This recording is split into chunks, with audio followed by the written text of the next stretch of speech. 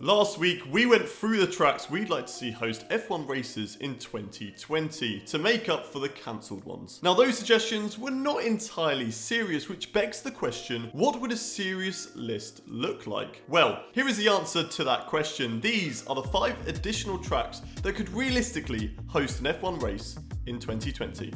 Before we get into the video, don't forget to like and subscribe on this channel for more Formula 1 content. First on our list is Hockenheim. As long as this isn't your first season watching F1, chances are you've heard of Hockenheim. Set in the southwest of Germany, the track played host to the German Grand Prix every other year between 2008 and 2018. A one-year deal saw the German Grand Prix take place at Hockenheim in 2019, but going forward, there were no plans to host further races at the track. However, due to the COVID-19 pandemic, the track is now believed to be a frontrunner to host a race in 2020. Chaos caused by changing weather conditions, a pit stop blunder from Mercedes, and even a Williams in the points are just a few of the reasons why the 2019 race was so good, and why we'd absolutely welcome Hockenheim back to the grid. Next up is the Algarve International Circuit, or as you'd probably know it as, Portimao. The track hasn't ever actually hosted a Grand Prix, although it has been used for F1 testing in the past. To host a Grand Prix, a circuit must hold an FIA Grade 1 license. Portimao was certified as a Grade 1 track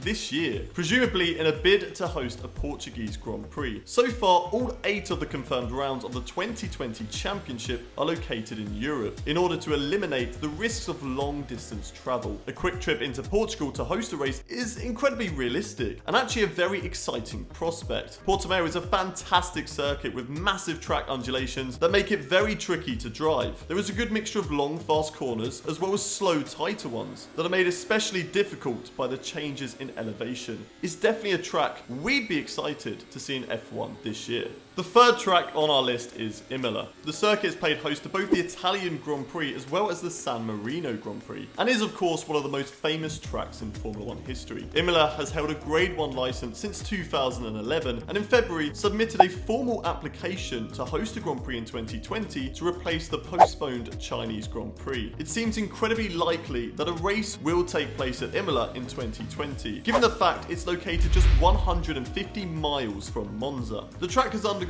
some big changes since its removal from the F1 calendar in 2007, which follow on from a series of changes made in the aftermath of the 1994 San Marino Grand Prix weekend. Imola would likely take on the title of San Marino Grand Prix were it to host a race this year. This despite the fact it isn't actually located inside the country. Instead, it is situated about 40 miles from Ferrari's home base in Maranello, with many considering the track to be Scuderia's home race.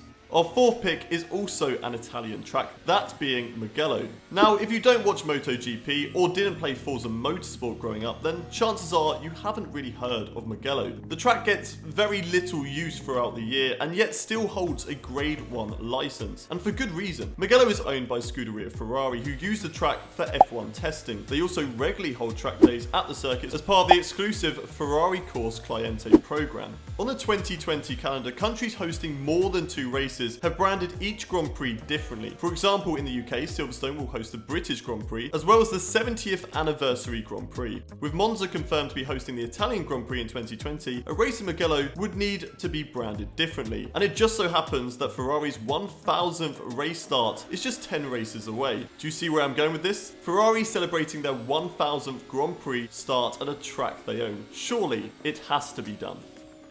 And finally, the last track on our list is the Bahrain Oval layout. Now, this circuit is a little bit deceiving in name. The layout has been called an oval, but in reality, it isn't round. It essentially takes the Bahrain Grand Prix layout and combines it with parts of the World Endurance Championship layout to create an outer loop of the rest of the track. The result is a high-speed track with 3 long straights. The only real corners are found at the top of the track, which are a series of sweeping S's. Looking at the circuit, we're really not a fan of the layout, as it just doesn't look like it would provide good racing. Almost every overtake would be a DRS assisted into a heavy braking zone, followed by a procession through the rest of the corners. That being said, if there was ever a season to give this kind of track a go, this would be it. And that is our list. Let us know what you think of these tracks and which ones you think will actually make it onto the calendar in the comment section below. If you enjoyed this video, give it a like, and why not subscribe for more content like this in the future. Until next time, goodbye.